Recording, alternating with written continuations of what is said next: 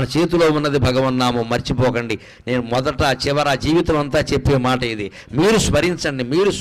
మనస్సులో స్మరించదలుచుకుంటే మడి లేదు, ఆచారం లేదు, స్నానం చేసే సమయం లేదు, భోజనం చేసే సమయం లేదు, ఎప్పుడైనా స్మరించవచ్చు. దానికి నియమం లేదు, నిష్ట లేదు, మనస్సుకి రూపం లేదు, కాబట్టి ఏ నియమం ఉండదు. అన్ని రోజులు పాటించినా ఒక్కరోజు కాళ్ళు కడుక్కోలేదు, దేవుడు అంత కక్ష కట్టడమ్మా. దేవుడిని పిశాచం అనుకోకండి, దేవుడు ప్రియుడు. నువ్వు ఒక్కరోజు నియమం తప్పితే దేవుడు కక్ష కడతాడా?